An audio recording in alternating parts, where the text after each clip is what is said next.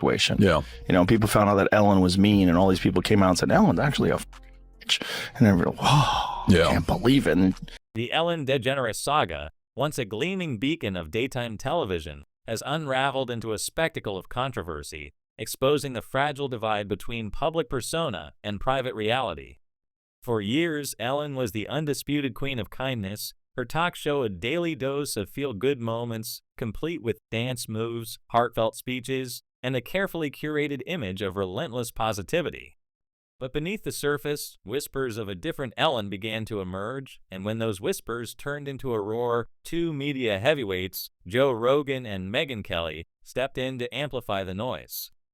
Their combined efforts peeled back the layers of Ellen's polished brand, revealing a messier, more complicated truth that left audiences questioning not just her legacy, but the very nature of celebrity culture. What started as a few disgruntled voices grew into a cultural reckoning, one that exposed the cracks in Ellen's empire and sparked a broader conversation about authenticity, accountability, and the cost of maintaining a facade in the public eye. Ellen DeGeneres built her empire on the premise of kindness. Her talk show, which ran for nearly 2 decades, was a cultural juggernaut, blending celebrity interviews, audience giveaways, and her signature dance breaks into a formula that felt like a warm hug through the television screen. Her mantra, "Be kind," became a global catchphrase, plastered across merchandise, social media, and even her own lifestyle brand. To her millions of fans, Ellen was the embodiment of compassion, a comedian-turned-talk show host who used her platform to uplift, inspire, and spread joy. But as her star rose, so did the stakes of maintaining that pristine image. In an industry built on perception, Ellen's brand was a carefully constructed masterpiece, one that seemed impervious to criticism. That is, until the cracks began to show. The first signs of trouble came not from a single event, but from a slow drip of stories that painted a different picture of Ellen's world.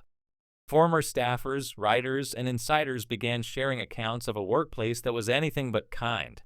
One particularly damning claim came from a friend of a writer who worked on the Ellen DeGeneres show, who described Ellen as a monster behind the scenes. Another insider, whose sister was a former employee, revealed a chilling rule: staff were forbidden from making eye contact with Ellen in the hallways of her studio. These weren't isolated anecdotes, but part of a growing chorus of voices describing a toxic work environment, one marked by fear, intimidation, and a stark contrast to the sunny demeanor Ellen projected on screen. The whispers grew louder, and soon they caught the attention of two unlikely allies, Joe Rogan and Megyn Kelly. Joe Rogan, the podcasting titan known for his no-holds-barred conversations, was the first to take aim at Ellen's carefully crafted image. His platform, the Joe Rogan Experience, is a cultural microscope dissecting everything from MMA fights to conspiracy theories with a relentless skepticism that resonates with millions. Rogan's approach to the Ellen situation wasn't about gossip for gossip's sake. It was about questioning the authenticity of her public persona. He dug into the rumors swirling around Hollywood, painting a picture of a workplace where employees were forced to wear smiles to keep their jobs, while behind the scenes, the atmosphere was tense and unforgiving. Rogan didn't mince words, comparing the backstage environment to a Guantanamo Bay situation where staff lived in fear, a far cry from the joyful, inclusive vibe Ellen sold to her audience. What made Rogan's critique so compelling was his ability to frame Ellen's story as part of a larger cultural phenomenon. He argued that her "Be Kind" mantra was less a personal philosophy and more a marketable product, one that celebrities like Ellen used to shield themselves from scrutiny. To Rogan, the gap between Ellen's public image and the alleged reality backstage was a symptom of a broader issue in celebrity culture: the commodification of kindness. When authenticity is replaced by branding, he suggested, it's only a matter of time before the truth comes out. His commentary wasn't just about Ellen. It was a call to question the narratives we're fed by the entertainment industry, to look beyond the glossy surface and ask what's really going on. While Rogan attacked from a cultural angle, Megyn Kelly brought a different kind of firepower. A seasoned journalist with a reputation for cutting through PR spin, Kelly approached the Ellen controversy with the precision of an investigative reporter. Her focus wasn't on the dance moves or the feel-good speeches, but on the corporate machine behind the Ellen DeGeneres show. She dove into the lawsuits, employee complaints, and allegations of harsh working conditions that had been swept under the rug for years. Kelly's reporting revealed a workplace driven by relentless production demands, where ratings and deadlines took precedence over employee well-being. Stories of dismissiveness towards staff concerns and a culture of fear painted a stark contrast to the be kind ethos Ellen championed. Kelly also turned her lens on the media itself, calling out the industry's reluctance to challenge Ellen's image. For years, the press had tiptoed around her controversies, protecting the brand rather than digging for the truth. Kelly refused to play that game, instead laying bare the contradictions between Ellen's public persona and the reality of her empire. Her work wasn't just about exposing Ellen, it was about holding the entire celebrity industrial complex accountable, showing how the media often prioritizes image over substance. Together, Rogan and Kelly formed a formidable duo, their contrasting styles, Rogan's raw, countercultural skepticism and Kelly's meticulous, fact-driven journalism, creating a narrative that was both entertaining and thought-provoking. The tipping point for Ellen's downfall came not from a single scandal, but from a series of moments that chipped away at her image. One particularly memorable incident involved actress Dakota Johnson, who appeared on Ellen's show and called out the host for claiming she hadn't been invited to Johnson's birthday party. "No, I did invite you," Johnson said, correcting Ellen's attempt to play the victim.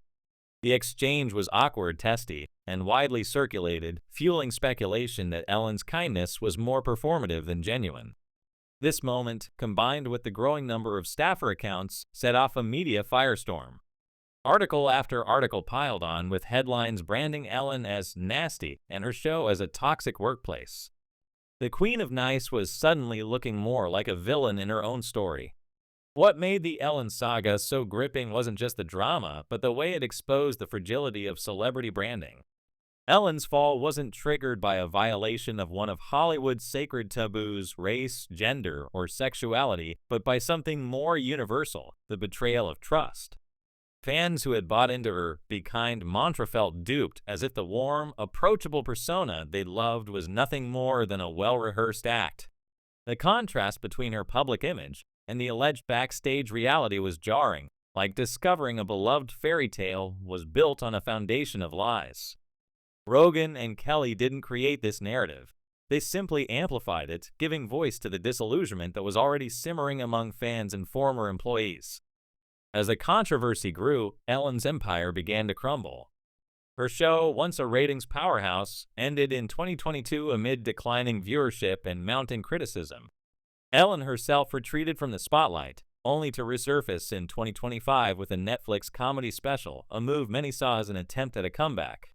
In promotional materials, she leaned into the victim narrative, claiming she'd been run out of Hollywood and lamenting the challenges of being a woman in the industry. To her critics, this was a bold miscalculation. With a net worth estimated at $450 million by Forbes, Ellen's complaints about double standards rang hollow, especially when compared to the struggles of everyday people. Her attempt to reclaim the narrative only fueled further skepticism, with commentators like Rogan and Kelly pointing out the disconnect between her "woe is me" rhetoric and her undeniable privilege. The Ellen saga also sparked a broader conversation about celebrity culture and the expectations we place on public figures. Rogan's commentary highlighted the dangers of idolizing celebrities based on carefully curated images, while Kelly's reporting exposed the systemic issues that allow those images to persist unchecked. Together, they challenged the public to rethink how we consume entertainment, to question the authenticity of the personalities we elevate to icon status.